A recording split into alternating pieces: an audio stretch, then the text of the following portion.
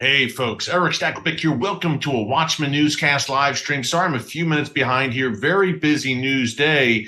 We've got breaking news to start with, and this is the main reason I'm a few minutes behind joining you. But don't worry, we'll go for a full hour here as always on the Watchman Newscast Livestream.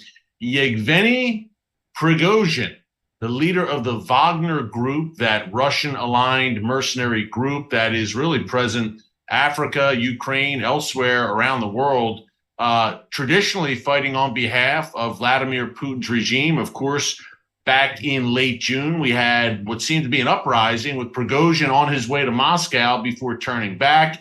He was supposedly going into exile in Belarus. Now it appears that Yevgeny Prigozhin is dead. And that's the breaking news, folks. A private plane with 10 people aboard, including Prigozhin, crashed this afternoon. It appears that Yevgeny Prigozhin is dead. And we're all wondering, after this, what appeared to be a possible coup attempt back in late June, still very, very murky, how he eventually went into exile as he was on the road to Moscow, quite literally, then wound up going into exile. So still unclear what exactly went down there, but what is clear is that Prigozhin seems to be dead as a result of this plane crash. And folks, it's very interesting how enemies of Vladimir Putin seem to wind up dead over the years during his tenure. Hey, we don't have all the details on this yet, of course, but we will bring you more when we have it. Again, this just broke before I came on with you here at 4 p.m. Eastern time. I was cramming some reading, some last second reading about the incident and what happened. That's why I was a little bit behind here. Just wanted you to know, but I'm with you now. And we will talk a little bit more Russia later in this live stream, Russia and Iran. And we've been talking about this a bunch, but folks, the alliance this week, in the past few days, as a matter of fact, may have gone to a new level, because now Russia and Iran, hey, we know about the drone cooperation. Now Russia and Iran are talking about coordinating their ground forces. Well, that seems like certainly a progression in their relationship, and not in a good way for Israel, for the United States, for the West. What does that mean? Coordinating ground forces more closely. We know, again, Iran has been helping Russia with drone technology in a major way, helping to rearm Russia, etc. But ground forces coordinating, we'll dig into that a bit. There were more comments today on that front by the commander of Iran's ground forces, who visited Moscow this week and met with his Russian counterpart. So we're starting with some Russia here, of course, but we want to move on quickly here to a few topics. Number one, and you saw this in the headline today, and you saw the title of this live stream, Saudi Arabia and the Temple Mount. Now, folks, this has all sorts of potential ramifications. By the way, what I was going to title this live stream potentially was, will we see a nuclear Saudi Arabia? Because these are two issues that are on the table right now, I believe, as Saudi Arabia is talking to the Biden administration, and certainly through back channels, at least, to Israel, about normalizing relations with the world's one and only Jewish state. It appears, folks, that Saudi-Israel normalization of relations may indeed go down, perhaps even as soon as 2024. I would not be surprised, to say the least. There are serious discussions right now, by all accounts, about this very event happen, the great normalization between Israel and Saudi Arabia. And I'm sure you'd have a signing ceremony at the White House, etc. But that is in the works, folks. Now, under the Trump administration, I believe it would have happened already. They were very close to making that a reality. It wasn't to be. And now the Biden administration is pushing the Saudi-Israel peace deal. Now, I mentioned the Temple Mount. I mentioned nuclear power for Saudi Arabia. What does this mean about a potential Palestinian state? At the end of the day, folks, Israel will be at least pressured by the Biden administration, even more so than Saudi Arabia. We discussed this on last week's live stream, to make serious concessions. Nothing will be asked of the Palestinians, who, by the way, are in the midst of a terror onslaught in Judea and Samaria, the biblical heartland. The world calls it the West Bank.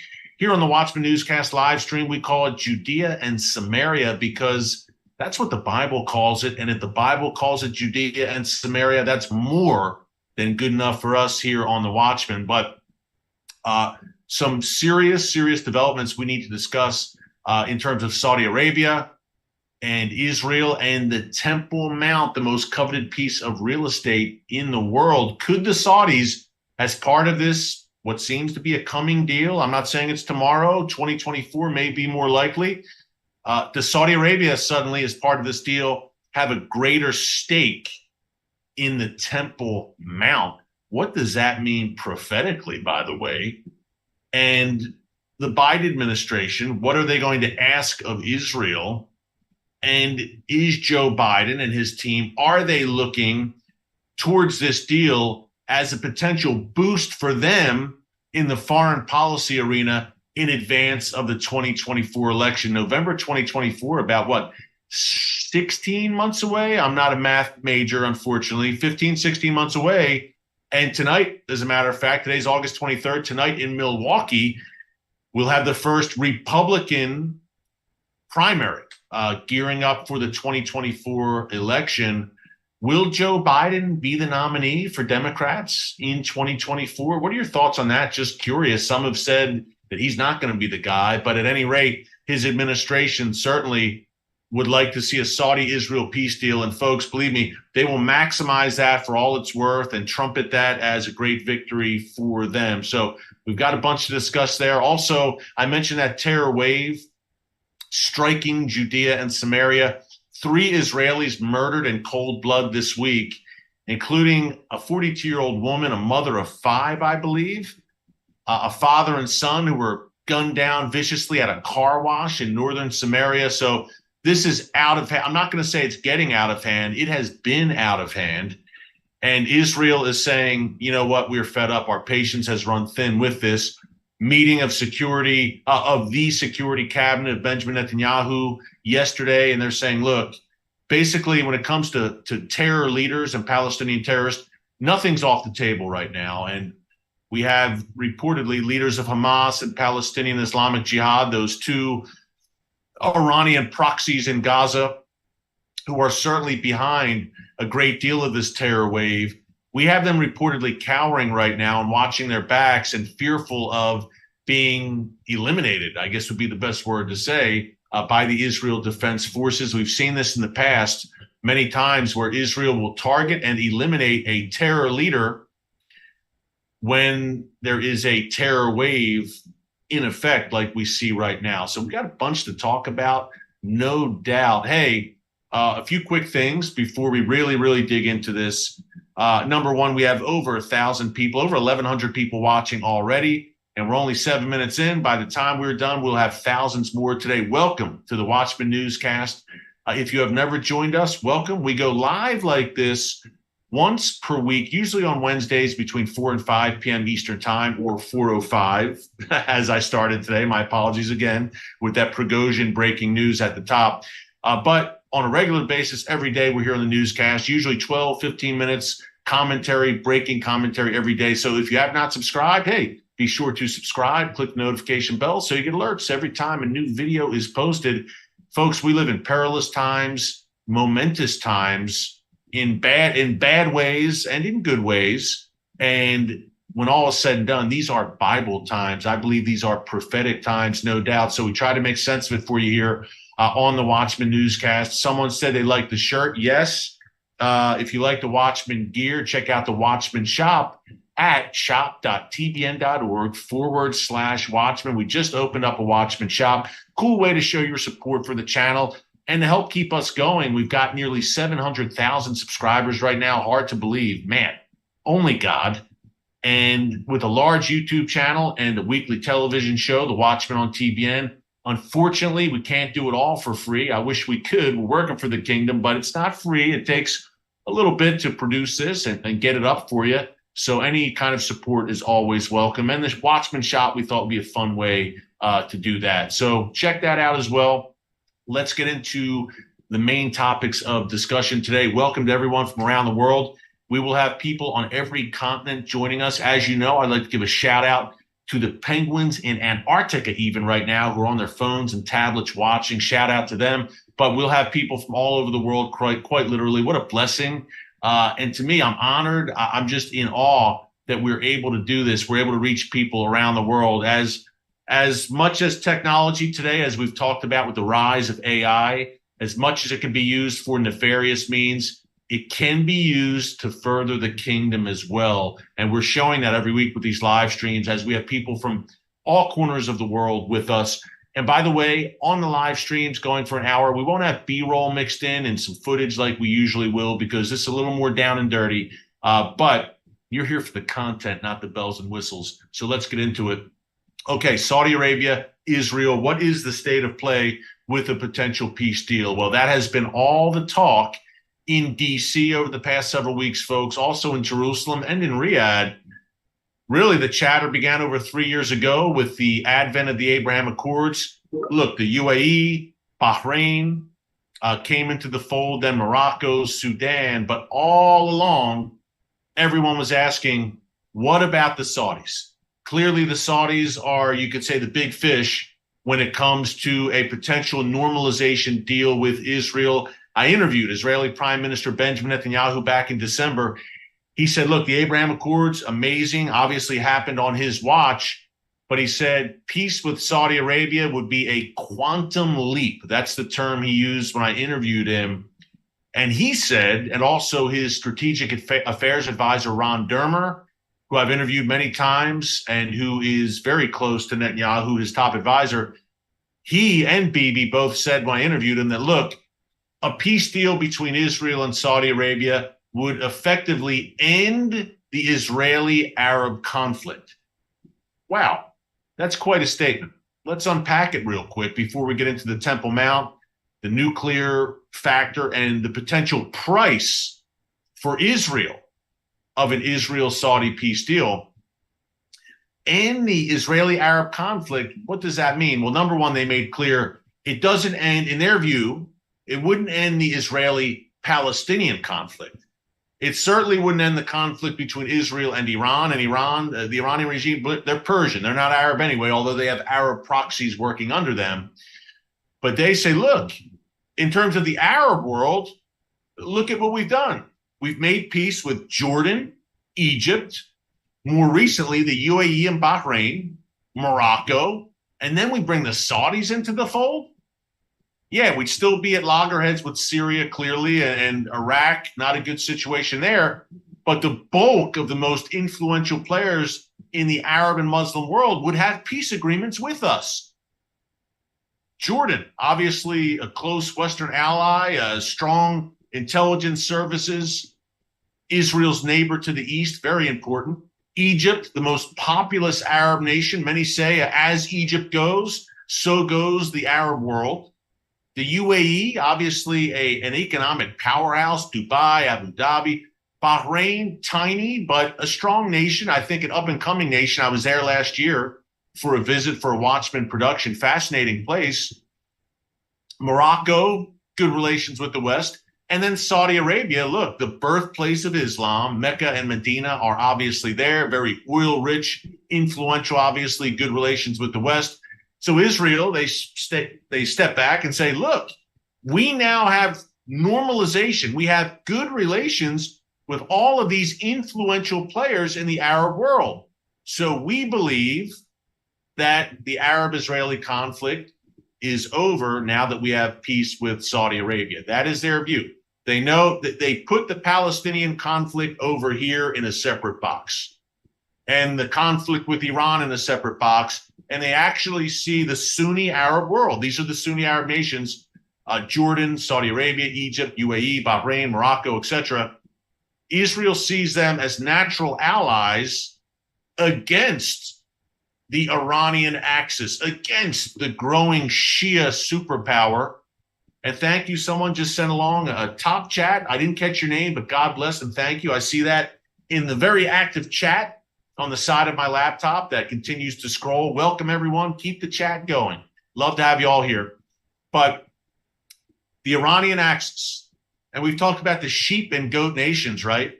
Well, certainly the goats, the Iranian regime, not the Iranian people. Key point there. They are the main victims of this wicked regime.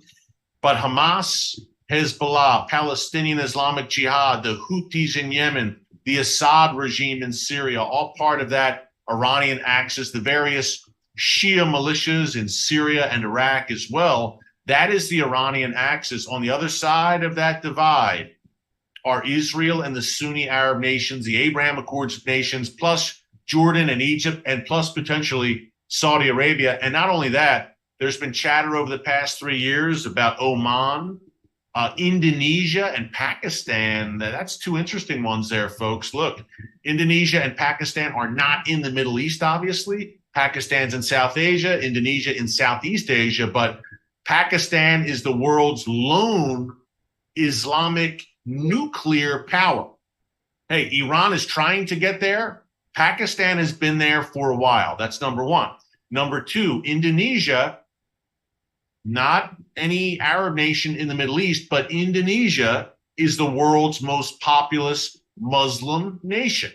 So that would be two big ones as well for Israel. But what does it all mean? I want your comments here, if you don't mind, because we will have our Q&A session over the last 15 minutes or so of this live stream. What do you think? Does this give you an uneasy feeling, an Israel-Saudi peace deal, or do you say, hey, this is a good thing because it builds up Israel's alliances against the Iranian threat? Hey, the Saudis, folks, just so you know, are much more threatened, or let's just say are much more concerned about the Iranian axis that I just laid out than they are Israel, any threat from Israel. There is no threat from Israel to Saudi Arabia. Or, key point here, a Palestinian state. Folks, mark my words, and I've had conversations with Arab officials, Sunni Arab officials over the past several years. And when I talk to them, many times off the record, sometimes on, they are not starting that conversation with justice for the Palestinians, a Palestinian state, we need it now. No, no, no. The conversation automatically turns to the Iranian regime and Hezbollah and Iran's nuclear program and the Iranian axis and Iran's attempts, its goals to dominate the region. That is the focal point, folks, right now for Sunni Arab leaders. And that is the main reason that you saw the Abraham Accords come to fruition back in August, 3 years ago, back in August 2020. It was announced. I was at the signing ceremony at the White House in September 2020, a historic day, obviously. I had a front row seat there on the White House lawn to see the Abraham Accords signed. It was a moment I'll never forget, to be there for that, to be there for the Jerusalem embassy opening in May 2018 in Jerusalem. I was there as well. I thank God to put me in the courts of the kings, I guess you would say, in those instances. A guy from Philly. I come from very humble beginnings, folks. So to be in those positions, I laugh. I thank God constantly. Lord, I can't believe I'm even here, number one. And number two, I say, God, you really have a sense of humor to take a guy like me from Northeast Philly and to put me in these places. It's just unbelievable. It should encourage you, as a matter of fact, folks. And eventually I'll share my entire testimony, my personal story and my background. But man, if God can put a guy like me in a position like that, I don't know where you're at in life. If you're discouraged, if you're down, if you think things are never going to turn around, God is not done with you yet. He will never leave you or forsake you. God is full of surprises, and he loves to bless his children. We serve an awesome God and a promise-keeping God. You can trust him with every facet of your life. Believe it. Take it from me personally. And again, we'll share more about that in the future. But, okay. Saudi Arabia, the big one for Israel in an Israeli view. We've made that clear. And Israel sees it, number one, as an economic benefit. We're already hearing about potential. Israel's foreign minister, Eli Cohen, is talking about potential flights, direct flights from Tel Aviv to Saudi Arabia for Israeli Arabs to be able to attend the Hajj in Saudi Arabia, the Muslim pilgrimage there in Mecca every year. Interesting conversation there going on. Flights from Israel to Saudi Arabia. Eli Cohen said perhaps as soon as 2024. So one part of it's economic as well. Look, the Saudis, influential, oil wealth, we know that. Number two, obviously, for Israel, the Iran factor, to have the Saudis lined up for Israel to use that Saudi airspace potentially in any future assault on Iran's nuclear program. Another factor here, and just the legitimacy, the credibility that Israel believes it would have to have the place. Look, Saudi Arabia was the birthplace of Islam. Muhammad hailed from Saudi Arabia. The two holiest sites in Islam, Mecca and Medina, are there. And for Israel to have relations with that nation, that particular nation, is a big deal in terms of Israel's perception around the world. That's Israel's view. Again, would love to get your thoughts on this. And let's dig a little deeper now. What is, I don't want to say the price for peace. That's always the question with Israel, right? Because when we're talking, usually it's with the Palestinians, where there are demands that Israel give up land. And it's just a non-starter to give up Judea and Samaria. From my perspective, I'm not an Israeli. I'm not the one calling the shots in Jerusalem. But from an outsider's perspective, man, that doesn't make a lot of sense, especially since right now the Palestinian Authority of Mahmoud Abbas, which is terror-friendly to begin with and pays the salaries of terrorists who slaughter Israelis. They call it the pay, or here in the West, we call it, people who oppose it, the pay for slay campaign of the Palestinian Authority. Nonetheless, he's weakened. Hamas and Islamic Jihad, as we've reported on the newscast in recent days, are gaining in strength in Judea and Samaria, which the world calls the West Bank. Again, we'll call it Judea and Samaria here in the Watchman Newscast. Samaria is mountainous. You could roll rockets and missiles there, and you're looking down at Ben Gurion Airport. So between that and between the lack of any sort of moderate, coherent Palestinian leadership, I don't know, call me crazy, folks, but now doesn't seem the time to have a Palestinian state and that whole discussion on the table. And that's not even talking about Gaza. Will this be some sort of contiguous state that somehow links the West Bank and Gaza? Gaza, which is ruled with an iron fist by Hamas, which means by extension, it's essentially ruled by the Iranian regime, the benefactor of Hamas and Islamic Jihad, the two most powerful forces in Gaza. So I guess I'm crazy. But I don't think this is quite the time to even talk about that or to discuss that. Hey, believe me, the Saudis feel the same way. The Saudis had not been pushing. They pay lip service to Mohammed bin Salman, the young crown prince who's really the power broker in Saudi Arabia right now. He's paid lip service to a Palestinian state, really at the behest of his father, the king.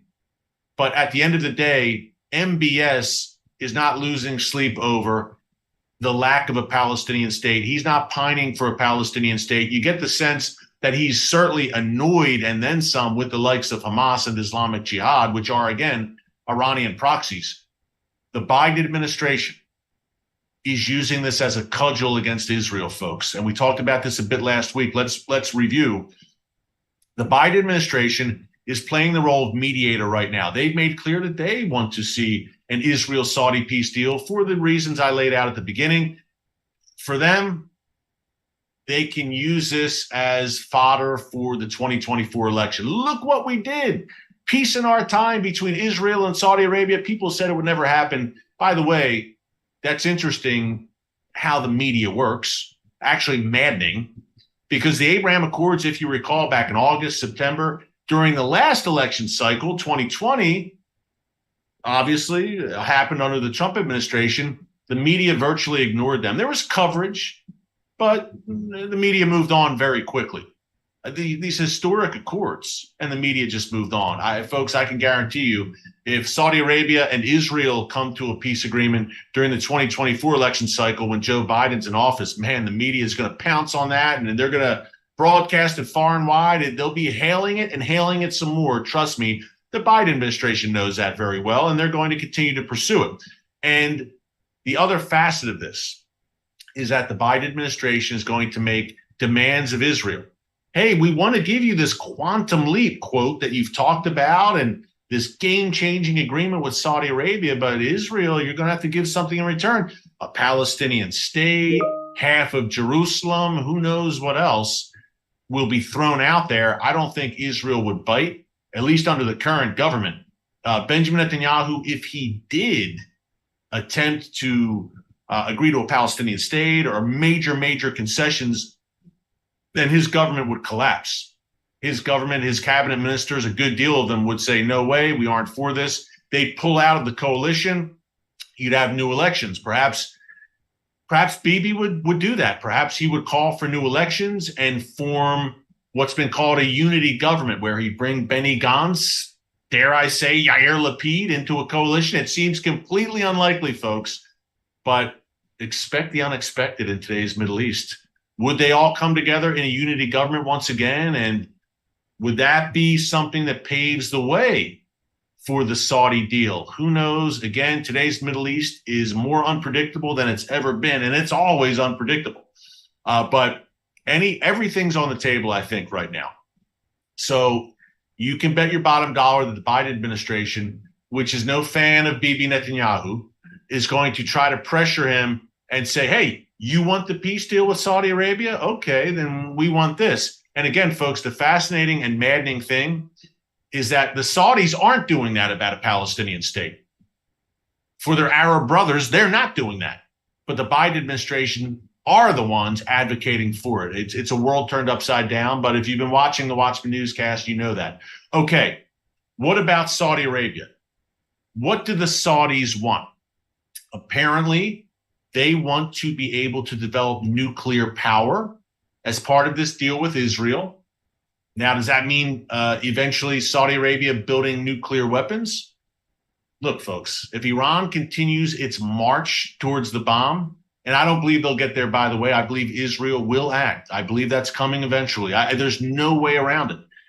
It's an existential threat that Israel can't accept, and the current administration in Washington certainly, and other Western nations, Britain, France, Germany, etc., they don't have the stomach to confront Iran over its nuclear program. The dirty work will be left to Israel. That's eventually coming. But as Iran continues its nuclear development, would Saudi Arabia, look, which lies right across the Persian Gulf from Iran, too close for comfort, and bearing in mind how Iran has expansionist aims, bearing in mind how the Iranian regime covets Mecca and Medina, and bearing in mind that in September 2019, nearly 4 years ago now, wow, hard to believe, the Iranian regime directly attacked Saudi Arabia with rockets and drones. A hybrid attack attacked the Saudi Aramco oil facility and shut down a good chunk of the world's oil supply for that day for several hours in mid-September 2019.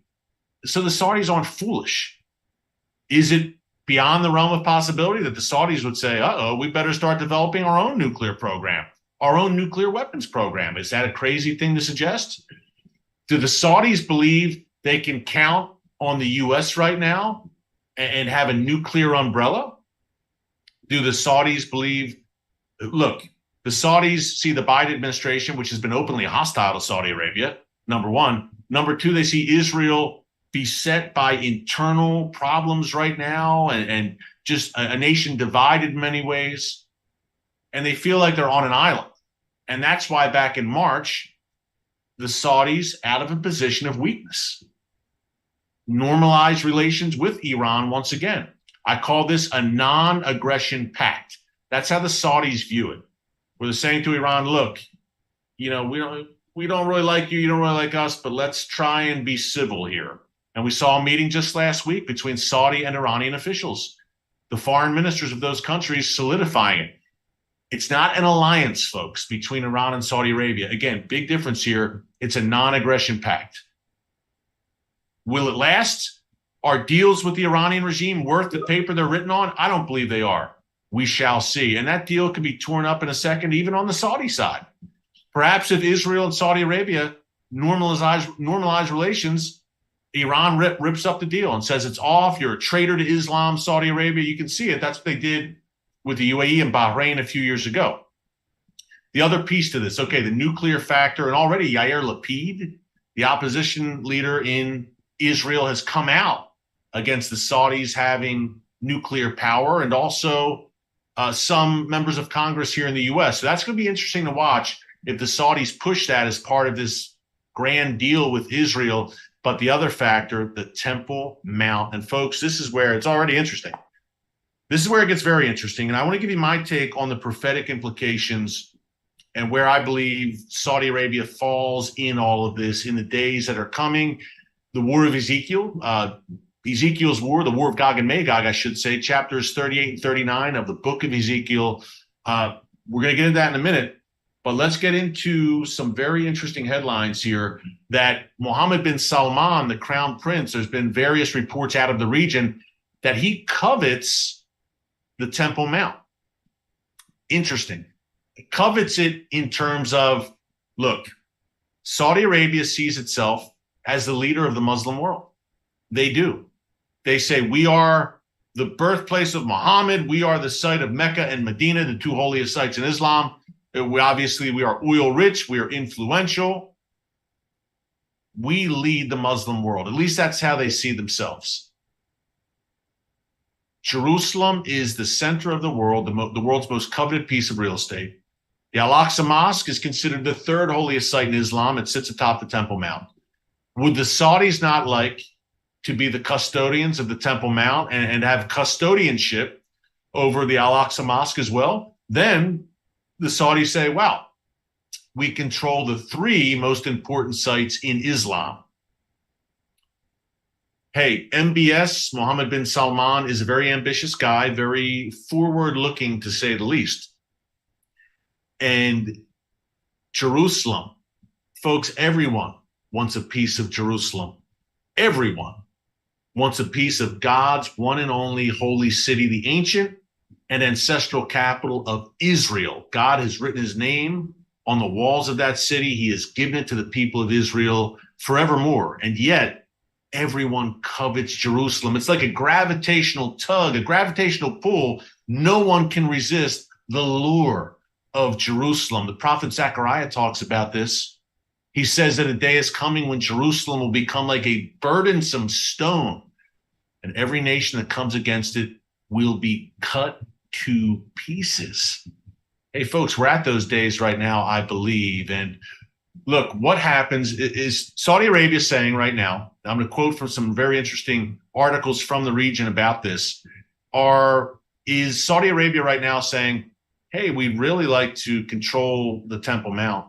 Because right now, just a reminder, Jordan essentially controls the Temple Mount. The Islamic Waqf, they're Jordanian religious authorities. They have custodianship over the Temple Mount. Now, ultimately, God Almighty has custodianship over the Temple Mount. Let's just get that out of the way. But, hey, you've heard it here if you've been watching the newscast. 1967, Israel reconquered Jerusalem, reunited the ancient and ancestral capital of Israel and the Jewish people during the Six-Day War, retook Jerusalem, and yet Moshe Dayan, the general at the time, allowed the Muslims to maintain control of the Temple Mount and the holy sites there, which means we have the so-called status quo. That's the term that's used, where Jordan, again, the Waqf, these religious authorities in Jordan, control the Temple Mount, which means Christians and Jews are not permitted to pray openly on the Temple Mount. I repeat, Christians and Jews cannot pray atop the Temple Mount, or they will either be escorted off the site or arrested. And I've been up there, folks, many times. I've walked the Temple Mount, and I will tell you, the Jordanian religious authorities, they're watching like a hawk, and they take their role very seriously atop the Temple Mount. But things are really moving in a very interesting direction these days, where we have more Jews than at any time since the miraculous rebirth of Israel in 1948 visiting the Temple Mount. Now, again, if they pray openly, they'll be arrested, more likely escorted off the site, but could be arrested. They are not. I just want you to wrap your heads around this, folks, and let me know if you think this is right, what you think of this. For the sake of peace, suppose it, that Jews are not permitted to pray at their holiest site, the Temple Mount, where Solomon's temple, the first temple, and the second temple, some call it Herod's temple, where Jesus taught, chased out the money changers, taught as a 12-year-old boy when he and his parents lost each other, as recounted in the gospel, but then they were reunited, of course. So a site obviously important to Christians as well. And for the Jewish people, their holiest site. Look, Solomon's temple was where the divine presence of God Almighty once dwelt. The Ark of the Covenant was inside that temple in the Holy of Holies. So for Christians and Jews, the Temple Mount, tremendously important. That's an understatement. And look, Jews were praying there 3,000 years ago, Christians 2,000 years ago. Islam was not founded as a religion until hundreds of years after that. And the word Jerusalem never appears in the Quran. And yet, only Muslims currently are permitted to pray atop the Temple Mount, and Jews and Christians cannot. What do you think of that? Do you believe that's fair? I would just like to get your thoughts on that. Someone said in the comments, hello from Northeast Philadelphia, my old stomping grounds, a place I love. Hello, welcome to the chat here. But what do you think of that, folks? Fair or not fair? And here's something for you. If Saudi Arabia somehow, and there's the not so small matter of Jordan, what would Jordan say? Jordan, I believe, wouldn't just quietly say, sure, Saudi Arabia, you kind of usher us out of the way, and you can now be the Muslim custodians of the Temple Mount. That's a massive factor. I don't know how they work that out. But secondly, does Saudi Arabia, look, MBS, this young leader, he's opened up Saudi Arabia. Not tremendously. It's not a bastion of freedom and democracy, far from it, obviously. But look, women can drive in Saudi Arabia right now. I know you laugh and say women have been driving here around the world for decades. It goes with the territory in a free society. Well, for Saudi Arabia, that's a big deal that women can now drive. That's a sign. Many there aren't happy about it, but he's gradually, MBS, opening things up.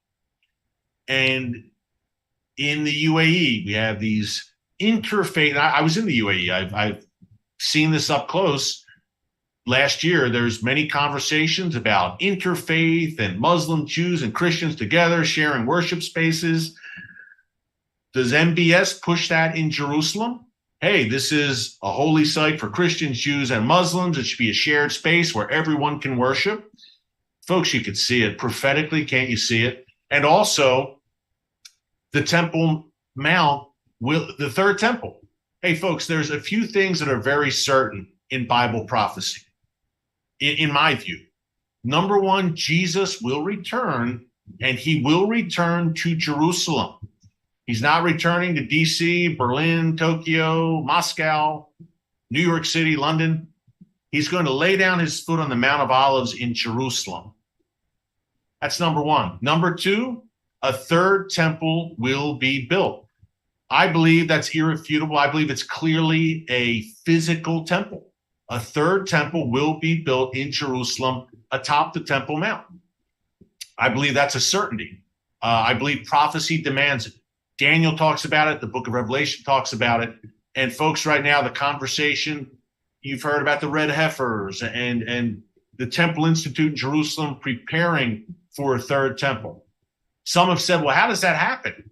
Will there have to be a war where the geography of the Temple Mount is changed and only the temple will stand there? Not necessarily. Actually, no. Folks, the Temple Mount is huge. I've been atop there many times. It's a massive plaza. You could fit a new temple, a very large third temple, next to the Al-Aqsa Mosque and the Dome of the Rock atop the Temple Mount. It is conceivable, no doubt. You absolutely 100% have the room up there. It can be done. The Temple Mount, that plaza, is the size of several soccer fields. I forget how many, but it's a lot. And I've walked the breadth of it. It's massive up there. I can't understate it. So that's possible. Now, who brokers that? Is that part of an Israel-Saudi peace agreement that a new temple would be built? I don't think it would go that far, but I think a future, actually, I know that a future peace agreement that will be brokered by someone whose initials are AC. And it's not Archie Cunningham. It would be the Antichrist. Eventually will broker a 7-year peace treaty. The Bible lays that very clearly, the book of Revelation, a 7-year deal. And I believe there's a very good chance that as part of that 7-year deal, somehow it's a peace, the ultimate peace agreement between Israel and its Arab neighbors. The temple will be rebuilt, quite possibly under that agreement. Maybe I'm wrong. Maybe it happens before that agreement that the Antichrist will eventually broker. But folks, you can kind of see it, right? That what would bring Israel to the table? What more than anything would bring Israel to the table? They'd have to feel secure, number one, and someone wrote false peace. Of course, the 7-year treaty will be a false peace.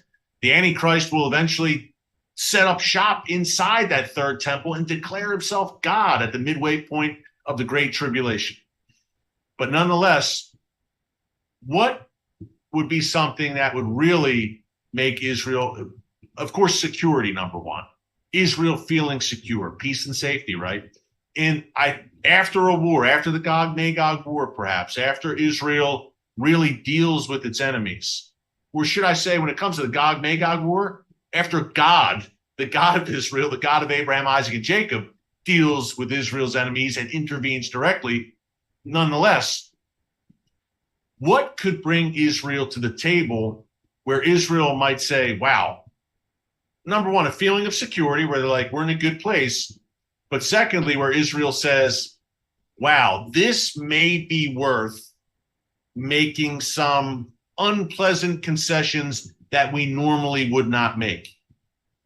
Could it be the promise of a third temple where the Antichrist says, sign this deal, you can have the third temple, build it to your heart's delight? Certainly a possibility, I believe, folks, but I have to think right now, this is so unexpected. Today it's not, in these prophetic Bible times we're living in, but 10 years ago, Saudi Israel, peace? No way. Even 5 years ago, massively, massively unlikely. The Abraham Accords in that sense changed everything. Now, people have thrown out there that the Abraham Accords, that's the 7-year treaty, that even the Saudi-Israel peace deal, that's the 7-year treaty.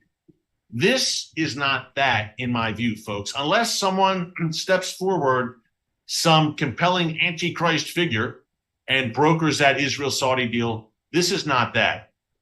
The peace deals that Israel is forging right now, Abraham Accords deals with the likes of the UAE, Bahrain, Saudi Arabia, and going further back, it wasn't the Abraham Accords, but Jordan and Egypt. These are not 7-year deals. This isn't the peace treaty brokered by the Antichrist.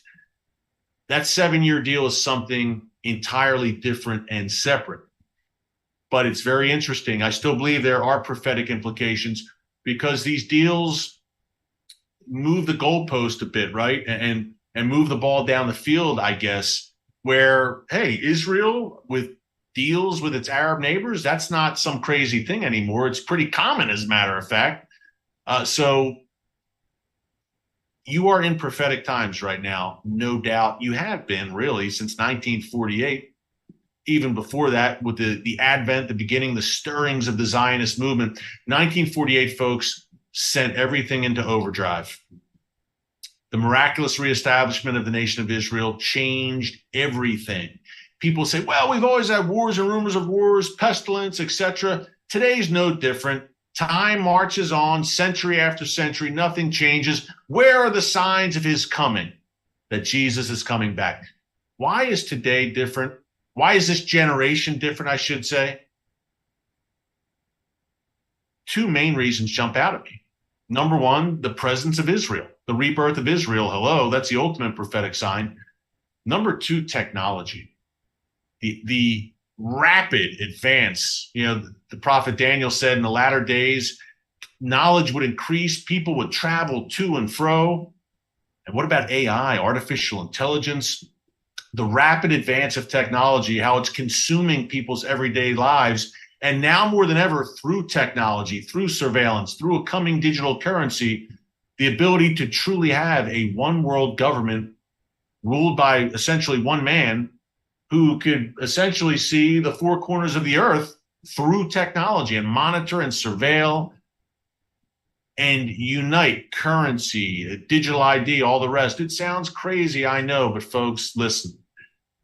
Again, expect the unexpected in these times we are living in, and it is there. The technology is in place right now for one man to step forward and to use and abuse it to bring many nations to heel. That's where we're at right now. That's why today is certainly different. But this Saudi deal, the talk is an overdrive, and it's interesting. Israel has traditionally, when it comes to making peace with its neighbors and potential peace deals, for instance, the Abraham Accords, August 2020, that came out of the sky, it seemed. Well, what? Israel's making peace with Bahrain and UAE? No one knew. This was a surprise, and Israel was tight-lipped about it. But, man, Israel is talking and talking some more about the potential Saudi deal. It's kind of interesting. They're not keeping it close to the vest like they historically have. So that's been interesting to see that. And Saudi Arabia, obviously, will have no on the surface contacts with Israel, but the contacts are there. Benjamin Netanyahu back in November 2020 actually visited Saudi Arabia and met with MBS, a day trip, apparently. So, look, the Saudis and Israel are talking all the time through back channels, but Israel's been very vocal about that desire for peace with Saudi Arabia. The Biden administration talking openly about it. So certainly the chess pieces are moving. You have an election coming in November 2024 where this administration, the U.S., desperately wants any sort of foreign policy victory. And things are lining up. Let's just say that. May not happen. Look, we had the same conversation under the Trump administration. The latter stage is there. An Israel-Saudi peace deal is coming. And then it didn't happen for obvious reasons. And we're having all that chatter again. Perhaps it all falls apart and doesn't happen. But interesting conversations going in many directions. Saudi Arabia and the Temple Mount, and Saudi Arabia and a nuclear program. Wow, folks, fasten your seatbelts. Okay, we did not get to Russia and Iran. We did get to that earlier in the week on the newscast. If you miss any of our newscasts, check out our archives. Be sure to subscribe. Be sure to check out the Watchman shop, the cool Watchman merch with T-shirts, hats, hoodies, mugs, cool stuff at shop.tbn.org/Watchman. And now let's get to your questions. Let's do it. A lot to talk about today. And you guys and gals always have great questions for us. And I'm pulling them up. Bear with me. Apologies. Sorry for the delay. And there we go. I think. Sorry, 1 second. Keep the questions coming as I look. Okay, here I go. Sorry about that. I'm technologically challenged. What can I say? AI will not be kind to me. But in all seriousness, September 5th, also mark your calendars. The rise of artificial intelligence, my 1 hour special about the rise of AI on TBN, September 5th, 8 p.m. Eastern time. We'll have more details about that. Must watch. Mark your calendars. Okay. Questions, comments, brilliant observations by our watchmen and women on the wall. Nicole, good question, Nicole. You know what, Nicole, this is good because we didn't get to Russia, Iran, but your question does. She asks, is Putin going to help Iran with what they want? Is my question. My question is, what does Iran want? Number two, what Iran wants, number one, I should say, sorry. What Iran wants more than anything, Nicole, are two things from Russia. Will they get them? I don't know. Number one, they love help with their nuclear program. They love some Russian nuclear know-how. And number two, as we have discussed many times, Iran would love Russia to close the skies over Syria to any Israeli activity. Where Israel has struck Iran and its proxies again and again in Syria, Iran would love to see Russia, which also has a presence in Syria, put that to an end. Well, the second one, the latter, I think there is a chance that Russia could eventually say to Israel, no more. Enough is enough. And then things really get interesting. But with a nuclear know-how and assistance there. Is Russia that beholden to Iran right now? Look, Iran's helping Russia so much, supplying drones, etc. It's a quid pro quo relationship. It's not being done out of the goodness of the mullahs' hearts, all this drone technology and weaponry that's being sent along to Russia. So how dependent is Russia on Iran? Are they that dependent where Russia would take what seem to be kind of drastic steps to solidify that Iran relationship, helping Iran with its nuclear program, doing a full turn against Israel at the behest of the Iranian regime? Hey, we know that full turn is eventually coming prophetically in the war of Gog and Magog. Ezekiel 38 and 39 lays it out. But when is it coming? It's interesting to watch because Russia and Iran, look, the ground commanders of both countries met this week in Russia and both made clear that that relationship is growing by leaps and bounds. Great question, Nicole. Okay. Let's see what else we have here. Oh, Michelle Evans, God bless you for asking this question. You just reminded me of what I meant to talk about. Just out of curiosity, Eric, Michelle says, are Saudi Arabia and Jordan mentioned in the Bible as participants in the end times? I believe Saudi Arabia certainly is, perhaps Jordan as well, in the Gog-Magog prophecy, where it talks about the merchants of Sheba and Dedan.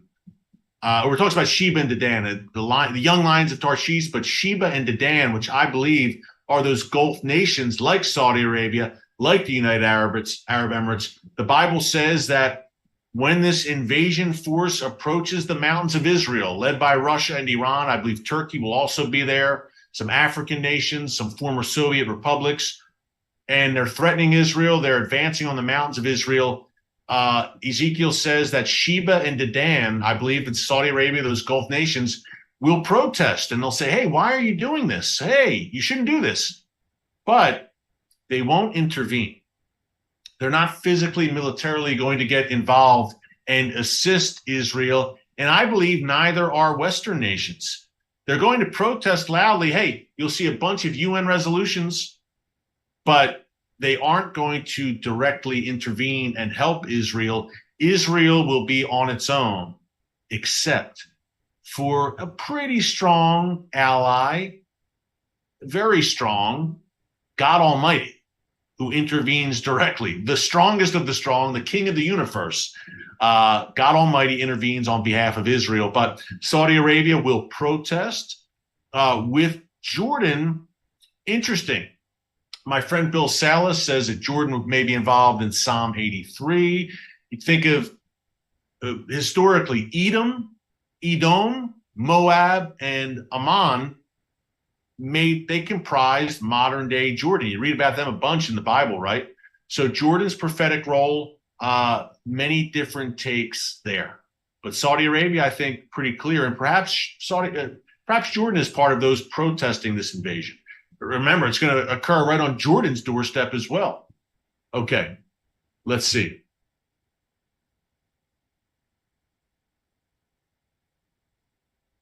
More questions.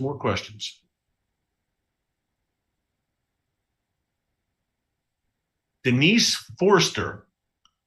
Good question, Denise. I think a lot of people ask, in the deal between Israel and the Saudis, why do they even need a broker? Why can't they just broker their own deal with Israel?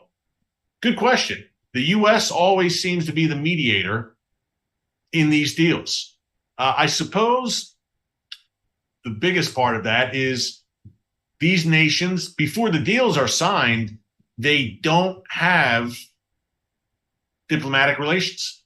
So there needs to be a third party. Since there are no diplomatic relations, you don't see their diplomats meeting face to face, so they feel like they need a third party. The United States, the most powerful nation in the world, usually plays that mediator role.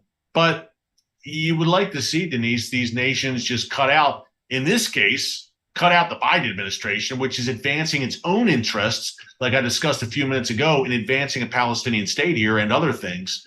You'd like to see them just mano a mano negotiate this thing, right? But that historically, when it comes to the Middle East, over the past 80 years or so has not been the case. There always seems to be other powers, and not only the U.S., You've got Britain, France, Germany, P5+1. Russia's in there. China's a part of these Iran nuclear talks, for instance. Israel is a sovereign nation that can make its own decisions and control its own destiny. Ultimately, God controls the destiny of Israel and every one of us. But Israel is a sovereign nation, and far too often, in my view, Israel is treated as the property of other nations who think they can boss Israel around and tell Israel what to do and how to run their country and what to do with Jerusalem, of all places, where Jews were living 3,000 years ago. Israel is a sovereign nation. God gave the people of Israel a title deed to that land, and the world doesn't like to hear that, and they don't believe that, and it's going to cause a lot of problems in the days to come, and it already is and already has. Okay. Let's see here. Sylvia Mujuano asks, Eric, wasn't it just last week that you said Russia got drones from Iran to be used on Ukraine? Yes, Sylvia, and not just last week, but weeks and weeks prior.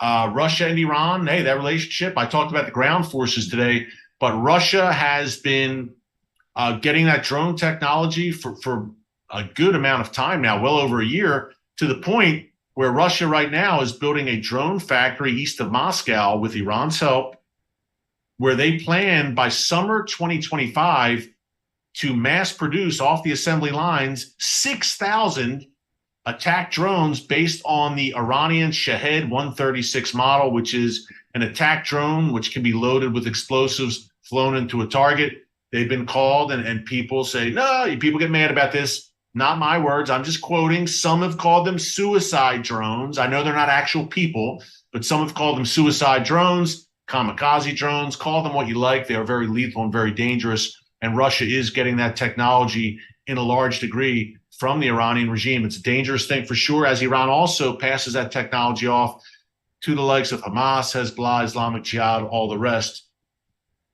Okay, let's see what else we have. We still have thousands with us. What a great live stream. Great to have you with us. Fascinating stuff, right? What we're talking about. Wow. Man, oh, man. Let's see here. Let's see here. We got a bunch.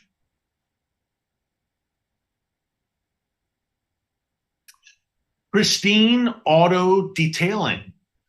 I'm sure it's a great business from Chester County, PA, not too far from my old homeland of Northeast Philadelphia. A little bit of a drive, but Chester County, suburbs of Philadelphia. I assume you're an Eagles, Phillies, Sixers fan, so you are welcome here. But in all seriousness, he asks, or she asks, where do they plan to build the new temple if these red heifers stay spotless? Temple Mount, no doubt. Now, many will push back and say, no, the temples, the first and second temple, were not on the Temple Mount. They were below the Temple Mount in the city of David. Wrong. Sorry, folks. I've been to atop the Temple Mount many times, the city of David more times than I can count. And I can tell you the Temple Mount was the spot. And for me, the main smoking gun, so to speak, which I believe is irrefutable, proof that the Temple Mount, which everyone has acknowledged, every archaeologist, every historian, for centuries and centuries. Now, you might say, no, there's people. Yeah, a few people on YouTube have had different theories about it. But folks, the smoking gun, if you want to, I hate to use that term, but I'll use it, was the uncovering of the Pool of Siloam and the Pilgrimage Road. 2,000 years old from the time of Jesus, worshipers, including Jesus, would ritually cleanse themselves in the Pool of Siloam, which is located in the city of David. Then they would ascend the road of pilgrimage, that long road that leads directly up to the Temple Mount. I mean, to me, it's just common sense. But hey, you can believe what you will. But the bottom line is, no matter what you believe about the original location of the temples, and I believe clearly it was on the Temple Mount, I believe it's irrefutable. No matter what any of us believe, when the third temple is built, it's going to be built on the Temple Mount. It's not going to be built. You could say, what? But the original temples weren't there. If you believe that, fine. But when the third temple comes, it's going to be on the Temple Mount. Because 99.999% of the world, historians, archaeologists, the nation of Israel, everyone else, believes that's where the temples once were. And key point here, the most important point, the people of Israel believe it was on the Temple Mount, and that's where they want to put it, not anywhere else. So we go back and forth, and we could have these theories that, it wasn't on the Temple Mount. At the end of the day, that's not going to matter, because when Israel rebuilds that temple, it's going to be atop the Temple Mount. And folks, again, I believe it's absolutely irrefutable that the temples were there. Get on the ground and you'll see. And some commenters say, no, archaeologists say different. Folks, this is a fringe of a fringe who says it was never on the Temple Mount. If you talk to people at the city of David, they laugh and say the temple wasn't here. It was up there on the Temple Mount, the highest point in all of Jerusalem. The temple towered over everything else, over the whole city. You could see it from miles away, gleaming in the distance. But I digress. It's all good. And hey, it's not a salvation issue. We can differ prophetically. We can differ about the timeline of the rapture. We can differ about where the temple was, where it will be.